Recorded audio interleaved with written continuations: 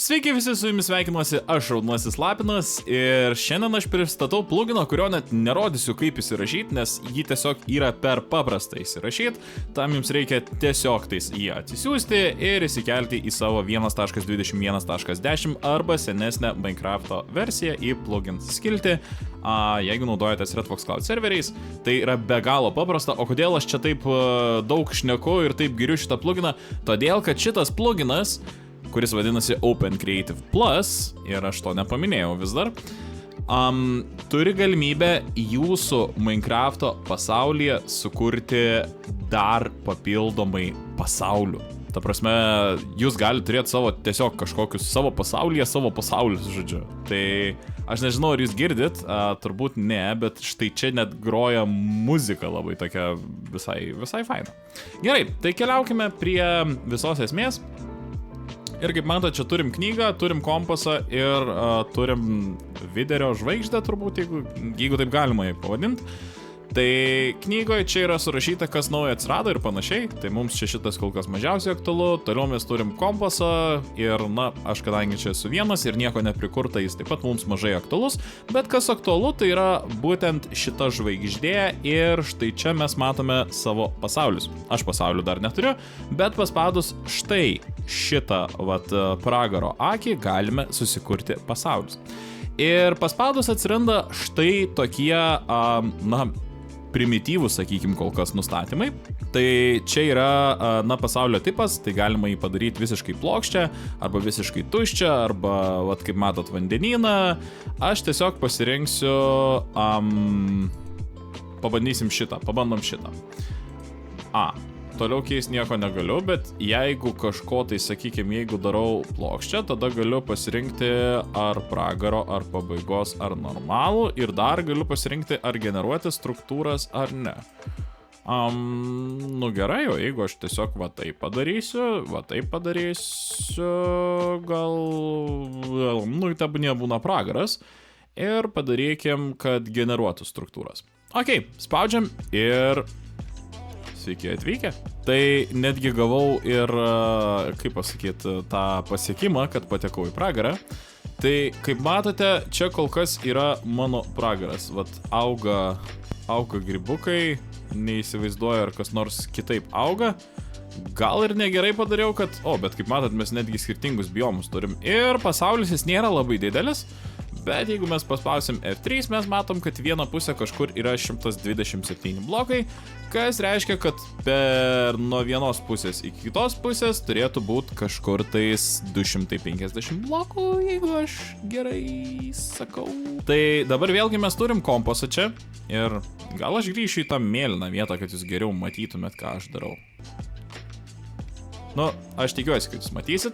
Gerai, tai paspaudus kompasą, štai čia mes turim, tokių įvairių smagių dalykų. Tai, kaip matot, čia galima prisidėti draugų.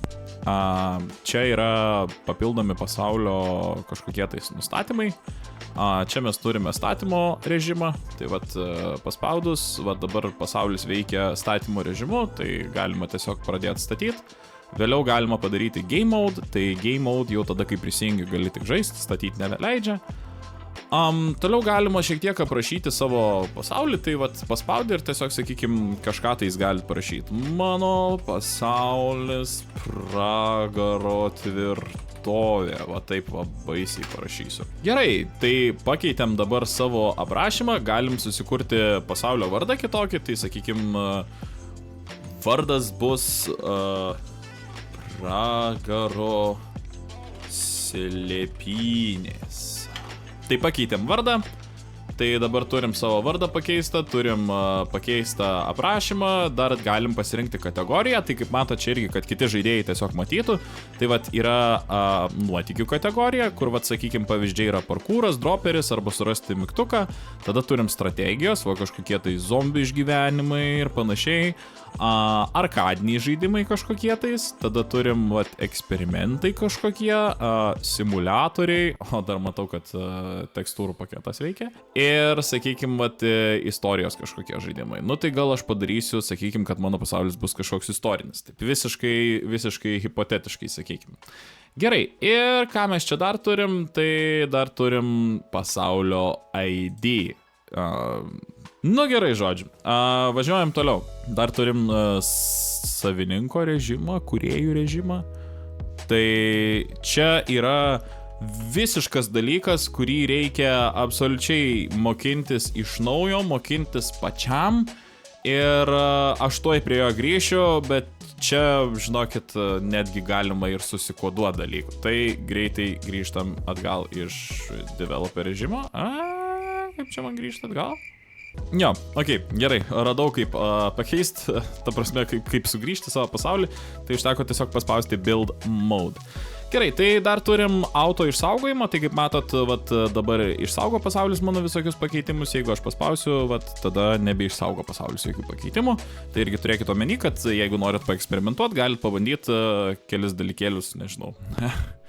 Manau, surasit priežasčių, kam panaudot. Šitas dalykas yra žiauriai kietas tuo, kad kaip matote, čia galima pasižiūrėti, kokie gyvūnai šiuo metu egzistuoja jūsų pasaulyje. Ir kaip matot, aš turiu nemažai straiderių ir rudųjų grybų. Gerai, ruduosius grybus aš mačiau, bet straiderių tai aš čia tikrai nemačiau. Gal jie kur nors dugne? Na, aš tiesiog nesigilinsiu, bet, žodžiu, galima pilnai į juos, sakykim, vat, bam, ir nebėra. Toliau ką mes turim, tai žaidėjo atsiradimo vieta, tai tiesiog, vat, kur būnat, ten paspaudžiat ir ta vieta pasikeičia. Pabaigai galima palikti kažkokį tais laiką, pavyzdžiui, visą laik diena, visą laik vakaras, visą laik naktis, arba kad keičiasi diena ir naktis. Na, pragare tai neegzistuoja, bet jeigu turit pasaulį, sakykime, tam paviršutiniam pasaulyje, tai kodėlgi ne. Ir štai čia, kaip matot, vėlgi yra kodo paleidimo aplinka. Tai čia paspaudus atsiranda dar keli dalykai, apie kuriuos taip pat pakalbėsiu, bet kol kas noriu grįžti į pradžią. Tai grįžau į pradžią, į tą pagrindinį, kaip sakant, savo pasaulį. Tai dar svarbu, ką paminėjot, tai kad jeigu jūs jau esat žaidę savo Minecrafto pasaulyje, tai turėkite omenyje, kad šitas pluginas iš esmės padaro visiškai naują jūsų pasaulį. Tai didelis šansas, kad viskas dings ir viskas išsitrins, tai turėkite omenyje, kad tokį dalyką geriau yra daryti tik tais ant šviežio visiškai naujo serverio. Tai, o dabar mes galim paspausti vėl savo žvaigždę. Taigi paspaudus, čia kaip matom yra dar 3 pasauliai mums galimi, o štai čia turim Deimantą ir savo pragaro slėpynes. Tai kategorija, kaip matot, istorijos žaidimai, viskas kaip ir tvarkoj. Ir čia paspaudus dar vėlgi galima statymų režimo, žaidimo režimo pasidaryti. Ir čia galima prisijungti, čia galima pasižiūrėti, ar vat leidžiam prisijungti žaidėjam kitiem, ar neleidžiam. Tai vat dabar neleidžiam, o dabar vat leidžiam. Vėlgi galima reklamuoti pasaulį, galima ištrinti pasaulį, dabar tiesiog pasijungiam vėl iš naujo. Ir dar vienas dalykas, kurio aš neparodžiau, tai štai čia galima tiesiog, kaip matot, pasimti bet kokį bloką iš kūrybinio režimo. Na, sakykim, kažką pragariško, greitai paieškokim, štai pragariškas blokas. Ir jeigu mes padarom taip, viskas, Deimanto nebeliko, dabar visą laiką bus štai toks blokas. Na, o dabar po mano ilgo aiškinimo, ir aš visiškai tamsoju ir jūs manęs nematot, tai atėjo laikas būtent tam kodavimo aplinkai, kurios aš menkai suprantu, nes nesu labai kažkoks didelis IT koduotojas, bet jums bendrai parodysiu, kas tenais vyksta ir kaip viskas veikia. Tai keliaujam į būtent šitą aplinką. Čia, kaip matot, yra įvairūs režimai. Tai aš tiesiog siūlau keliauti į būtent šitą debug režimą ir tada dar keliauti į būtent šitą kūrėjų aplinką. Gerai, tai mes esam šitoje aplinkoje, apie kurią aš visiškai nieko nenutuokiu ir kaip matot, čia galima priprogramuoti, tiesą pasakius, labai daug. Ir jeigu mes dabar kažką tai su... Kiek čia dalykėlių yra. Gerai, man tai čia tikrai asmeniškai per daug, aš tikrai nekoduotojas ir tikrai mažai ką nusimanau. Bet jeigu mes paspausime inventorių, čia kaip matot yra dar papildomai ir dar daugiau visokių dalykų. Tai koduoti aš visiškai nemoku, bet sakykime, mes čia turime player event bloką, kuris leidžia mums kažkokį tais komandą padaryti, kai, tarkim, kažką žaidėjas, ar prisijungia, arba žaidėjas gauna žalos. Nu gerai, pabandom, tarkim, dedam čia, taip, turim kažkoks veiksmas, šitą veiksmą, jeigu mes dabar paspaudžiam, gerai, va čia reikia paspausti. Ir dabar mes turim kažkokį tais veiksmą. Ok, tai čia yra, sakykime, toks supaprastintas kodavimas, sakykime, ką žaidėjas daro. Tiesiog reikia anglų kalbą mokėti ir pasiskaityti. Tai world interaction. Aš tarkim noriu, kad kai žaidėjas, sakykime, prisijungia į pasaulį, kažkas tai vyksta. Gerai, šitą paspaudžiam. Gerai, taip, tvarka. Turim, kad prisijungia į pasaulį. Dabar mums reikia kažkokio tais veiksmo. Ir sakykime, kai žaidėjas prisijungia į pasaulį, aš noriu padaryti pasisveikinimą, ne? Gerai, aš supratau, kad aš visiškai koduoti nieko absoliučiai nemoku. Tai šiek tiek pakeičiau komandą, jeigu viskas gerai. Tai dabar padariau, kad kai žaidėjas prisijungia, jis gautų kažkokį tais dalyką savo rankoje, ne? Tai jeigu viskas veikia ir viskas yra gerai, gal čia galima kažkaip ir pasitestuoti. Aš visiškai šitą darau nieko realiai nežinodamas. Tai kaip matot, čia yra knygelė, Welcome to Coding vadinasi. Tai jeigu jūs ją paimsit ir čia paspausit, tai čia galit pasiskaityti ir išmokti, pavyzdžiui, koduoti. Bet aš tikrai neturiu laiko ir to nedarysiu, tai dabar tiesiog jaučiu keliaujam į pasaulį.